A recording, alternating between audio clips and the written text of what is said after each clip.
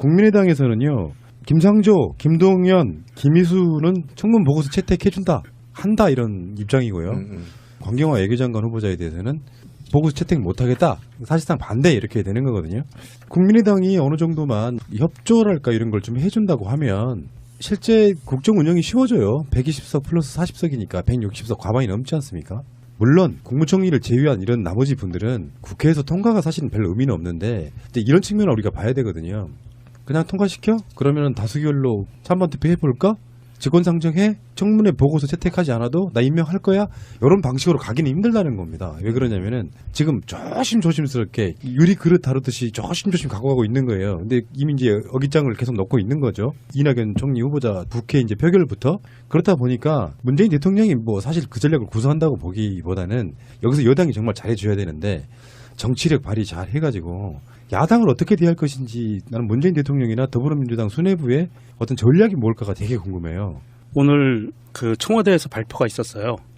다음 주에 여야 상임위원장과 대통령께서 회동을 한다고 합니다. 회동 요청을 했고요. 이 회동을 할 때 요청 두 가지 큰 사항은 하나는 내각 구성 문제하고 또 한 가지는 추경에 대한 협조 요청 이것을 회동에서 논의한다고 하는데요.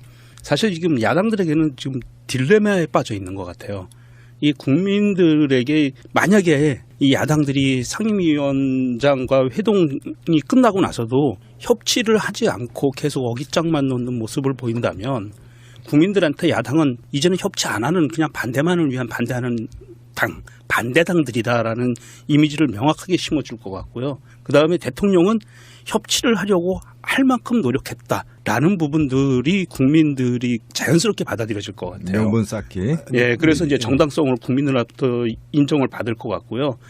그런 상황이기 때문에 야당들이 이게 무조건 반대만을 하기는 쉽지 않은 상황인 것 같아요. 대통령과 청와대와 민주당이 아마도 전국의 주도권을 이렇게 잡아가려고 하는 것 같은 느낌이 들기는 하는데 나쁜 의미는 아닙니다. 그리고 대통령이 이런 상황으로 가게 되면 대통령은 이제는 야당과의 협치가 아니라 국민만 바라보고 국민의 뜻에 따라서 정치를 할 수 있는 계기가 될 수도 있어요. 그리고 또 한 가지 중요한 게 있습니다. 바른정당 김용태 의원이 강경화 후보에 대해서 유리천장을 깬 분이다. 라는 평가를 내리면서 이거는 인준을 해줘야 된다라는 그 발언을 했거든요. 이런 발언의 진위성을 보면 만약에 국민의당이 강경화 후보에서 끝까지 반대를 했을 경우에 바른정당이 거기에 찬성표를 던지는 순간 바른정당의 지지율은 엄청나게 올라갈 수가 있어요. 그리고 반면에 국민의당 지지율은 더 그 상태에서 10%도 안 나오는 상태에서 더 떨어질 수도 있고요. 이런 상황이고요. 그렇다고 봤을 때 바른정당한테서는 오히려 이번이 더 큰 기회가 올 수 있는 거고 국민의당이 대놓고 강경화 후보에 대해서 계속 반대만을 하기는 쉽지 않은 것 같은 느낌이 듭니다. 문재인 대통령이 어느 정도 딜레마가 좀 있다고 저는 보는 입장이라 왜 그러냐면 아까 협치 말씀하셨잖아요. 협치를 위한 노력의 일환으로 뭔가 문재인 대통령도 하나를 포기하거나 뭐 팔을 잘라주거나 이렇게 해라. 지금 이렇게 요구하고 있는 겁니다. 그러니까 한 발짝이라도 후퇴를 해서 정말로 야당을 존중한다는 모습을 보여줘라라고 무리하게 강경화를 끌어들여서 계속 치고 있는 건데 그래서 사실은 사인 간의 무슨 전투 같으면은 둘이 막 치고니 받거니 싸웠어요. 문재인 대통령도 좀 맞았지. 그러니까 약간 타박상 좀 들었는데 똑같이 싸우면은 야당은 지금 골절상이 나는 이런 상황이거든요.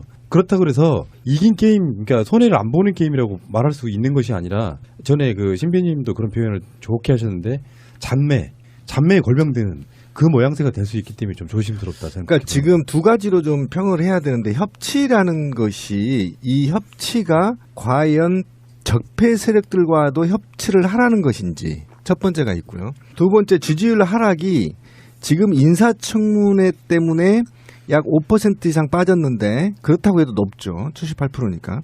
그러니까 이게 자유한국당에서는 거 봐라. 인사청문회 잘못했더니 지지율이 떨어지고 있잖아. 이렇게 얘기한 게 잘못 해석될 수 있다는 거예요. 두 개. 국민이 바라는 건 그동안의 적폐를 청산하는 데 있어서 당신한테 지지도를 이렇게 높게 보여준 것은 개혁을 위한 드라이브를 강하게 밀어붙이라는 거였는데 협치라는 이걸로 인해서 오히려 발목 잡은 거 여기에 대해서 잠깐 4주째 집권 4주째 지지부진해지는 것 이것 때문에 오히려 지지율이 떨어졌다고 봐야 되는데 이것이 마치 언론과 기성 언론들이 문재인 대통령을 길들이게 한답시고 그거 봐라 니네 인사청문회 제대로 참여 안 하니까 또는 인사청문회 제대로 된 사람을 내놓지 않으니까 지지율 떨어지지 않을게 분석하고 있거든요. 근데 이 두 가지 분석 중에 저는 선자를 선택하고 싶은 거예요. 그러니까 강한 개혁을 하라고 강한 적폐를 청산하라고 엄청난 표차로 밀어줬단 말이죠. 그리고 집권 시기에 80%가 넘는 지지율을 보내줬어요. 그런데 인사청문회 때 발목을 잡히고 있단 말이에요. 이때 저는 협치가 문제가 아니라 밀고 나가라는 메시지다. 오히려 더 적폐 청산하는데 무슨 놈이 협치냐. 자유한국당이 적폐 대상이에요. 제발 좀 협치 대상이 아니란 말이에요. 지금 보세요. 강경화 같은 거 얘기 한번 해봅시다. 제가 앞 시간에도 얘기했지만 다시 얘기할게요. 우리 전남 장성에 제가 지금 고향까지 나와버렸는데 전남 장성에 가서요. 인목도가 50% 이하짜리 대지로 바꿔준다면 당장 바꿔줍니다. 제가 다시 얘기했잖아요. 여기냐면 지방의 세수가 저희 고향이요. 자립도가 18%밖에 안 돼요. 최하위입니다. 대한민국에. 그러면 서울에 있는 사람들이 집 팔고 가서 임야를 인목도가 낮아야 돼요. 대신 이거는 대통령도 못 바꿔요. 80% 넘으면. 여기에 집 짓고 살겠다 하면 언노오라 그래요. 서비스 다 해줘요. 라인 다 깔아줘요. 그게 바로 지자체의 지금 한계거든요. 그런데 이것을 샀는데 뭐 1,000원짜리인가? 1,560원짜리를 샀는데 샀더니 대지로 바꾸니까 당연히 10만 원으로 오르죠. 그런데 이거를 뭐 73배가 올랐다고 땅 투기 있다고 했다고 해요? 그러면 이상득은 어떻게 됩니까? 이상득이 설명해야죠. 자기 땅 사놓고 인터체인지 넣어버리니까 수십 배 올랐던 거하고 그게 투기인 거지. 이거는 자기가 살려고 하는 거 아닙니까? 이건 투기가 아니다. 네. 그리고 두 번째로 봅시다. 위장전입이라고 얘기하는데 강남으로 이 정도 스펙이면요. 강남으로 가려고 위장전입이에요. 그런데 그 자기 모교에 딸 보내고 싶어서 모교에 대한 애착심이 있어서 구체적인 얘기를 제가 않더라도 그게 무슨 유장전입이에요. 의도가 유장전입이긴 하나 그 의도가 불순하지 않다라는 거예요. 네. 강남에 좋은 학군 보내려고 유장전입 한 게 아니잖아. 다른 자유한국당 네. 정치인들처럼 그런 거잖아요. 그런 것 가지고 문제를 삼는다는 거 오히려 이거 하나도 해결 못하느냐. 문재인 대통령 그냥 치고 나가 임명해. 라는 메시지일 가능성이 굉장히 높다. 저희가 그 촛불이 한참일 때 제가 여러 번 이야기했던 거기도 해요. 어차피 요소 야대다. 그리고 촛불로 만들어진 대통령은 결국은 국민들 지지율 받아서 대통령 할 수밖에 없다. 국회가 중요한 건 아니다. 촛불 때 로직이 하나 있었잖아요. 뭐가 통과가 안 돼. 자, 다음 주에 촛불 100만 모여 하면 모여가지고 하면 그 다음 주에 통과돼. 이런 방식이었단 말이에요. 그렇죠. 근데 지금은 그렇게 촛불 모이기는 또 많은 분들이 사실 피로감 느끼실 수도 있고 그래서 저는 할 수 있는 게 저는 문자 행동이라고 봐요. 네? 그런 방식으로 민의가 전달되는 거잖아요. 그래서 계속해서 압박을 해가는 거지. 단 거기에다가 욕설은 좀 하지 마세요. 그게 빌미를 주는 거기도 하고 분에도 욕설하지 마시고 맞아요. 역공이 네. 들어오니까요. 정정당당하게 항의하는 건 하시기 바랍니다. 문자 행동하시고요. 그게 촛불 켜는 거랑 똑같은 거죠. 예, 맞습니다. 문자 행동을 놓고 뭐 테러니 폭탄이 이런 개 같은 소리를 하는데 그런 정치인들은 이정일 판사한테 신고하십시오. 대신 아까 우리 권 PD가 얘기한 대로 욕은 하지 마십시오. 명예훼손 되니까. 네. 그러고 나서 이게 저는 직접 민주주의로 가는 과도기적 단계가 아닌가. 그렇겠다. 예, 그래서 이게 굉장히 신성한 겁니다. 문자로 자기 의사를 간접 민주주의인 대의 제도인 국회의원들한테 자기 의사를 직접 반영하게 만드는 것은 직접 민주주의 체제 또는 주권자가 주권을 회복하는 과정이다. 그래서 이거는 헌법적 가치인 것이고요. 굉장히 신성한 거기 때문에 제발 욕하지 말고 당당하게 떳떳하게 하십시오. 만약에 이것을 받아들이지 못한 정치인들은 앞으로 도태될 것을 저는 확신합니다. 그리고 지금 국민의당 홈페이지는 십자포화 맞았어요. 맞습니다. 네. 이런 식으로 네. 표현을 하면 되죠. 그러니까 촛불을 언제든지 켤 수 있다. 너희들 정신 차려라. 어차피 정치라는 게 상대방을 끌어내려야 자기가 올라갈 기회도 생기는 건데 그래서 흠집 내고 발목 잡기 하고 있는 거고 사실 강경화 후보자에 대해서는 저도 총평은 그래도 새누리당에서 제일 깨끗한 놈보다 더 깨끗해. 내가 봤을 땐 그래요. 그러니까 그럼 지들이 내라든가. 지들이 내면 되잖아. 그러니까 강경화 후보자는 보통 우리가 도시에 사는 보통 사람들 정도의 흠결 정도라고 봐요. 완벽한 사람은 아닌데 자기들이 말하기엔 좀 뻘쭘한 거고요. 아까 그 73배 땅값 오른 것도 신빈이 말씀하신 게 딱 그 결이거든요. 딱 그렇게 되는 거고요. 근데 그거를 지적하는 사람이 심지어 최경환이에요. 자기 고향에다가 막 그 경제부총리 할 때 돈 쏟아붓던 바로 그 인간들이 나와가지고 아까 말씀하신 것처럼 1560평 평당 이게 샀다가 나중에 11만 원도 올랐다. 이건 누가 봐도 투기래. 땅값 오른 다 투기야. 그냥 보면 투기지. 근데 이거는 대지로 바꾸면 다 이렇게 올라요. 저희 시골도 똑같아요. 그렇겠죠. 누가 네, 한 갖고 15만 나서 원 땅의 올라요. 가치를 올린 건지. 그리고 투기라는 게 그런 거잖아요. 다른 방송에도 말씀을 똑같이 드렸는데 투기는 필연적으로 유장 전입이랑 연결이 돼서 농지 같은 거 살 때는 특기 유장 전입이 필요해요. 네. 그러니까 유장 전입이 도시에서는 이제 학군 이런 것이 더 주고 그리고 농촌에 가면은 이제 농지 관련해 가지고 살지도 않으면서 살아야 그 땅을 살 수 있는 뭐 이 그렇죠. 조건이 있잖아요. 네. 그러니까 이런 게 법적으로 뭐 아시는 분 다 아시는 얘기지만 농지를 바로 거기다 건물 못 짓잖아요. 멋지죠. 그것이 이제 관련돼 있는 게 유장 전입이 관련된 그런 건데 강경화 후보자는 그렇고 후보자 남편도 그렇고 그냥 가서 살아요. 실제로 거주해. 자기가 직접 짓고. 그러니까 요거는 우리가 논란거리 자체가 안 됩니다. 그 사람들의 논리는 땅을 사가지고 땅값이 올랐으니까 투기다 이렇게 하고 있는 이거는 누가 봐도 말도 안 되는 거지 않습니까? 최경환이 구속될 놈이 말이야. 토이노믹스 기억나나요? 나라 망치고 지 고향에다 한 2천억 정도 발랐죠. 나쁜 놈의 시기. 지금 강경화 그 외교부 장관의 외교부 장관 후보자에 대해서 지금 계속 반대하고 있는 것을 사람들은 이렇게도 본다고 하더라고요. 이 외교 무대에서의 한일전이다. 그러니까 예, 좋은 이게 판단이었어요. 예. 한국과 일본이 싸우고 있다. 국내에서 외교 무대에 누구를 세울 것인가를 갖고 싸우고 있는 형태다라고 판단들을 하고 있고요. 사실 저는 강경화 이분을 보면서 참 많은 것을 느꼈어요. 그러니까 이게 아마 다른 분들도 느꼈을 테지만 사실 이 사람이 뭐 입지전적이니 뭐 어떤 이런 게 중요한 게 아니고 과연 대한민국이라는 나라가 조선시대를 다 통틀어서 이만큼 외교 무대에서 역량을 가질 수 있는 사람 그리고 인적 네트워크를 가진 사람을 과연 몇 명이나 키워봤는가. 이 강경화라는 사람은 대한민국이 키운 외교 무대의 인재 중에서 손가락 안에 드는 사람이에요. 유엔에서 오랫동안 사무총장 3명을 겪은 전문가고 인권운동가고 이런 사람. 그 최근에 그런 비슷한 사람이 한 명 있었죠. 반기문 씨라고. 사실은 대한민국에서 이렇게 전 세계를 대상으로 유엔이라는 큰 그 조직 안에서 전문가를 키운 거는 반기문과 강경화 이 두 분밖에 없어요. 아직은.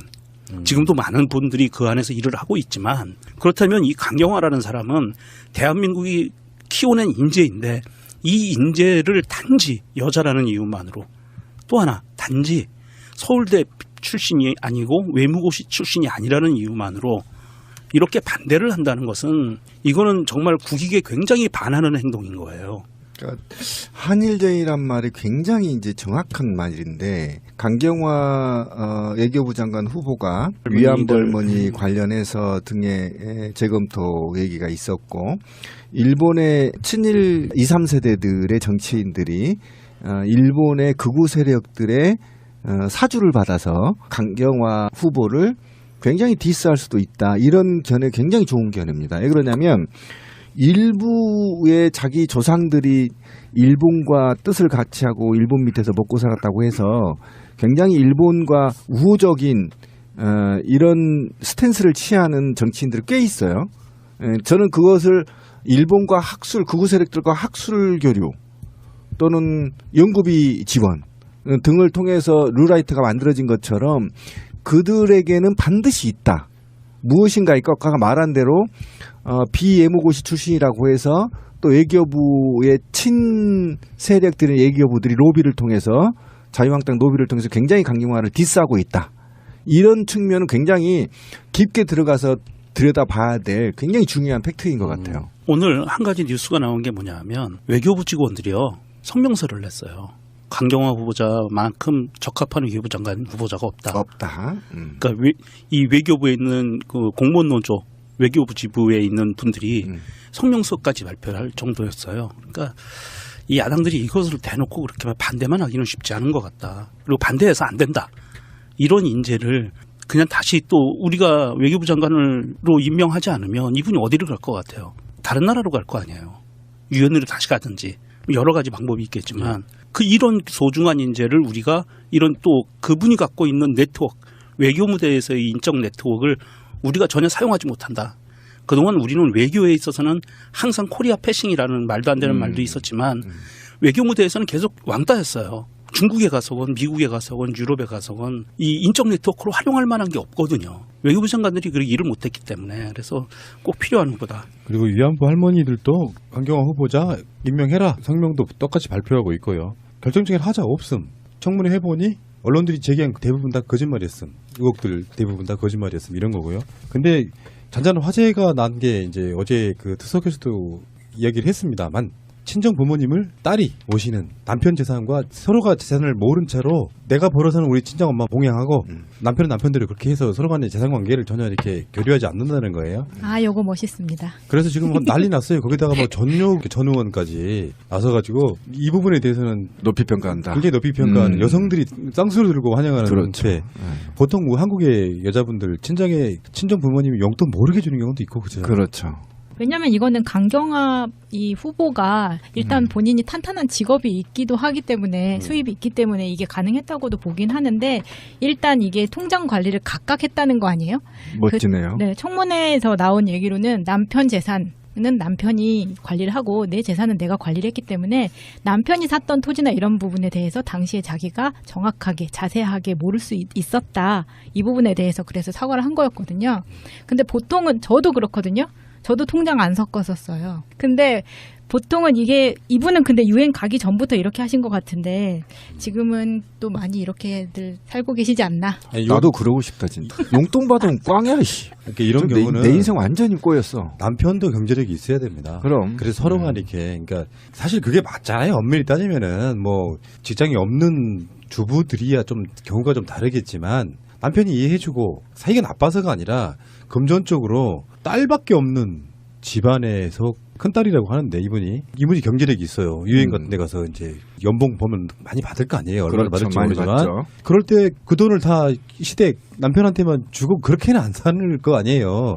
그러다 보면 나중에 불편해질 수 있으니까 경제에 대해서는 서로가 이렇게 생활에 있어서 더치페이 같은 거죠. 네. 아니 근데 그게 제 친구 공무원 부부도 그렇게 해요. 그러니까 집 살 때 반반씩, 양육비도 반반씩. 정확히 반반씩 하더라고요. 근데 이 룰을 깨면 사람 치고 못 받아요. 굉장히 남자가 더 고달프요, 사실은.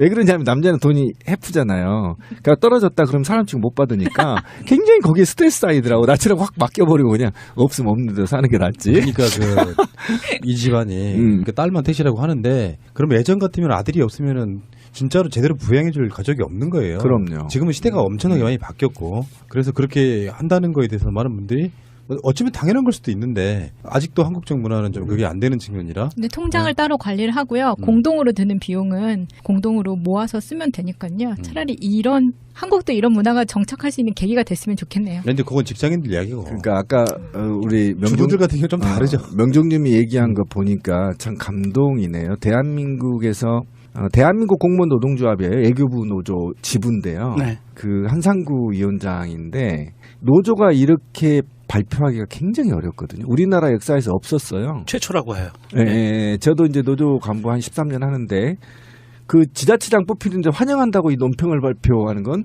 이례적인 거고요. 그만큼 지자체장이 아니라 외교부 장관. 그러니까 우리는 지자체인 거잖아요. 그러니까 우리는 지자체장이 이제 뽑히는데 그 사람은 반대한다고 또는 찬성한다고 반대한다고는 해봤는데 찬성한다고는 한 번도 안 해봤거든요. 13년 동안. 그리고 외교부 노조가 이렇게 발표하는 건 그냥 발표하는 게 아니에요. 노조만의 기준이 있거든요. 그 기준에 맞기 때문에 또 이걸 발표해도 내가 어용이라는 소리를 듣지 않겠다라는 자신감이 있기 때문에 발표하는 그렇죠. 겁니다. 굉장히 이례적이고요. 아까 대한민국 최초라고 하는데 저도 처음 봤어요, 지금.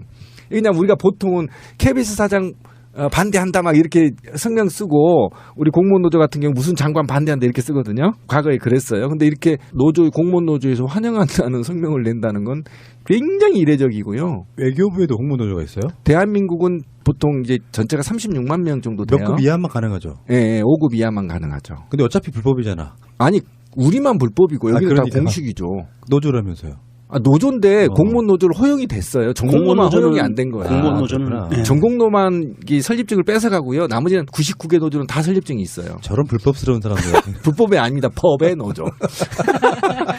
헌법적 노조, 헌법 노조. 예. 강경화 후보자는 그러면 이제 마지막으로 이런 얘기를 짧게 한번 해보자고요. 문재인 대통령이 임명을 강행해야 할까요? 문재인 대통령이 강경화 후보자를 외교장관의 국회 동의 없이 임명을 강행하는 것이 더 좋겠다 아니다만 한번 말씀을 해보세요. 일단 저는 단호해요. 임명해야 된다. 왜 그러냐면 그 이유가 별로 큰 한방이 없어요. 우리가 말하는 큰 한방이 없단 말이죠. 큰 한방이 없는 것이고 그 다음에 지금 저는 삿바 싸움이라고 생각합니다. 그렇지. 힘겨루기. 네, 힘겨루기인데 이걸 가지고 협치를 할 거냐 말 거냐 개소리 같은 거 하는데요. 국민은 자유한국당이 협치를 원치 않습니다. 문제는 국민의당도 문제는 국민의당인데 국민의당이 지금 돌아설 거라고 저는 판단되거든요. 그래서 만약에 포결에 들어가면 어떨지 될지 모르겠지만 어쨌든 저는 자유한국당하고는 사실 협치는 불가능하다. 제가 볼 땐 그래요. 지금 대통령 된 지 한 달도 안 됐거든요. 지금 뭐 하나 도와준 거 있나요? 나는 이게 너무 괘씸한 거예요. 자기들이 나라 이렇게 만들어 놓고 적어도 한 3, 4개월은 도와주다가 그러다가 발목을 잡든가 아니면 도와줬더니 너 개판이다 이렇게 해서 딴지를 걸든가. 그것도 아니고 첫날부터 딴지 걸어서 지금까지 뭐 하나 도와준 게 있나요? 자기들 다 망쳐놓은 거. 그다음에 이제 두 번째로 국민의당에 만약에 국민의당이 반대한다면 국민의당은 이제 소멸의 길을 갈 거다. 적어도 제가 오기슨 거 아니에요. 웃어요. 왜 그러냐면 지금 국민의당이 그동안에 광주에서 사랑을 받았던 거에 보답하려면 지금 문재인 정부의 협치를 해서 그 협치 속에서 자신들이 나아갈 방향을 결정하는 게 맞다. 그런데 자유한국당하고 부안해동에서 현 적폐 청산을 위한 새 정부의 발목을 잡는다고 한다면 제가 볼 땐 적어도 소멸이 되거나 분열될 겁니다. 그중에 몇 명은 적어도 다시 당을 깨고 더불어민주당으로 올 가능성이 굉장히 높아서 판단 잘해야 된다. 양쪽에서 맞을 수 있다. 명령님은? 제가 보기에는 아까 잠깐 말씀드린 것처럼 다음 주에 대통령이 제안한 상임위원장 회동이 있고 나면 그냥 표결로 통과될 것 같아요. 그래서 강행을 할 이유가 없는 것 같은데 혹여 잘못되더라도 이거는 대통령이 반드시 강행해야 될 부분이다. 이 강경화 후보자 같은 경우에는 지금이 아니면 이 양반이 오랜 기간 동안 유엔에서 쌓아온 그런 네트워크와 경력을 대한민국이 활용할 수 있는 기회가 전혀 없다. 이제는 돌아갈 수 없는 강을 건널 수도 있어요. 강경화 씨의 대상으로는. 그래서 이번에는 이분을 우리가 반기문 씨는 좀 이상한 행동과 마인드 때문에 우리가 내쳤지만 뭐 우리가 내쳤다기보다는 본인 스스로 다시 나갔지만 이 강경화 씨 같은 경우에는 반드시 대한민국 외교부 라인에서 대한민국의 외교를 책임질 수 있는 그런 인재로 우리가 계속 좀 부려먹어야 된다 이런 생각입니다. 그러면 마차님은? 저는 한 발 물러서면 좀 실망할 것 같아요. 그래서 저희는 오히려? 네, 강한 대통령을 원하고 그리고 언론의 역공이 생기면 새날이 열일하면 된다고 생각합니다. 오, 한 방에 끝나네 뭐. 역시 젊어요. 지금 그 깔끔해요. 자유한국당이 이제 김상조 후보자 부인은 고발하겠다고 하고요. 강경화 후보자에 대해서도 뭐 투기네 뭐로 법적 대응하겠다고 정말 이상한 삽질들을 하고 계시는데. 그럼 새누리당 의원 아니 자유한국당 의원들 다 한번 재정비 해봤으면 좋겠어요. 그러니까 필연적으로 한번 넘어야 돼서 산인 건 맞고요. 저도 강경화 후보자에 대해서 한번 넘어보고 오히려 제가 보기엔 문재인 대통령이 좀 멈칫하는 것 같은 느낌이에요. 왜냐하면 계속해서 장관 후보자들이 나와야 되거든요. 그러니까 근데 그 이후에 현역 국회의원들 4명 장관이 임명한 그 이후에 아직 장관 자리 무지하게 많이 남았거든요. 그러니까요. 근데 지금 강경화 드러난 거에 비해서 막상 까보니 별거 없지만 강경화에 대해서 한번 물러서게 되잖아요. 그러면 아무것도 못하게 되는 상태가 좀 된다고 봐서 멈칫한다는 개념이 강경화를 어떻게 처리할 것이냐 첫 번째. 두 번째는 실제로 5대 공식 배제 원칙에 있어서 얼마나 그걸 충실하게 따를 것이냐라든지 등등을 조금 더 면밀하게 검토해 본 뒤에 사실 국민의 높은 지지율을 갖고 가야 되는 건 사실 맞거든요. 근데 이게 어떤 추세를 봤을 때 리얼미터에서는 떨어졌다고 하고 지금 아마 방송 나가는 오늘쯤에 갤럽에 또 지지율이 또 나올 거예요. 매주 한 번 있는 그 흐름의 어떤 패턴을 한 2, 3주를 봐야 됩니다. 그리고 이게 떨어지고 있구나. 떨어지고 있다고 해서 멈칫할 건 아니고 할 건 해야죠. 지지율이 뭐 10% 20% 떨어지더라도 그 과정에서 격렬하게 붙으면은 아마 자유한국당이나 국민의당도 만만치 않은 대상을 좀 일깨야 될 거라고 봐서 한 번은 부딪혀야 된다고 봐서 저는 임명 강행해라. 저도 이렇게 그런 쪽이에요. 그리고 그 더불어민주당 의원들이 청문위원들이 좀 더 세게 나갔으면 좋겠어요. 왜 이렇게 뜨지 못하고 있는 건지 안타까운데요. 공격성을 좀 보였으면 좋겠습니다. 그동안에 뭐 여당이라고 해서 좀 뭐라 그러죠? 품위를 지킨다고 이렇게 하지 말고요. 정확하게 짚을 건 짚고 따질 건 따지고 그다음에 자유한국당 정치인들 부패에 연루된 사람들 정확하게 찍어내고 함께 공격해서 적폐를 국회에도 청산해야 됩니다. 예, 전 그렇게 봐서 좀 더 강력하게 나가줬으면 좋겠어요. 사람들이 집 팔고 가서 임야를 이목도가 낮아야 돼요. 대신 이거는 대통령도 못 바꿔요. 80% 넘으면. 여기에 집 짓고 살겠다 하면 어느 오라고 그래요. 서비스 다 해줘요. 라인 다 깔아줘요. 그게 바로 지자체의 지금 한계거든요. 그런데 이것을 샀는데 뭐 1,000원짜리인가? 1,560원짜리를 샀는데 샀더니 대지로 바꾸니까 당연히 10만 원으로 오르죠. 그런데 이거를 뭐 73배가 올랐다고 땅 투기 했다고 해요? 그러면 이상득은 어떻게 됩니까? 이상득이 설명해야죠. 자기 땅 사놓고 인터체인지 넣어버리니까 수십 배 올랐던 거하고 그게 투기인 거지. 이거는 자기가 살려고 하는 거 아닙니까? 이건 투기가 아니다. 네. 그리고 두 번째로 봅시다. 위장전입이라고 얘기하는데 강남으로 가. 이 정도 스펙이면요. 강남으로 가려고 위장전입이에요. 그런데 그 자기 모교에 딸 보내고 싶어서 모교에 대한 애착심이 있어서 구체적인 얘기를 제가 않더라도 그게 무슨 위장전입이에요. 의도가 위장전입이긴 하나 그 의도가 불순하지 않다라는 거예요. 네. 강남에 좋은 학군 보내려고 위장전입한 게 아니잖아. 다른 자유한국당 네. 정치인들처럼 그런 거잖아요. 그런 것 가지고 문제를 삼는다는 거 오히려 이거 하나도 해결 못하느냐. 문재인 대통령 그냥 치고 나가 임명해 라는 메시지일 가능성이 굉장히 높다. 저희가 그 촛불이 한참일 때 제가 여러 번 이야기했던 거기도 해요. 어차피 요소 야대다. 그리고 촛불로 만들어진 대통령은 결국은 국민들 지지율 받아서 대통령 할 수밖에 없다. 국회가 중요한 건 아니다. 촛불 때 로직이 하나 있었잖아요. 뭐가 통과가 안 돼. 자, 다음 주에 촛불 100만 모여 하면 모여가지고 하면 그 다음 주에 통과돼. 이런 방식이었단 말이에요. 그렇죠. 근데 지금은 그렇게 촛불 모이기는 또 많은 분들이 사실 피로감 느끼실 수도 있고. 그래서 저는 할 수 있는 게 저는 문자 행동이라고 봐요. 예? 그런 방식으로 민의가 전달되는 거잖아요. 그래서 계속해서 압박을 해 가는 거지. 단 거기에다가 욕설은 좀 하지 마세요.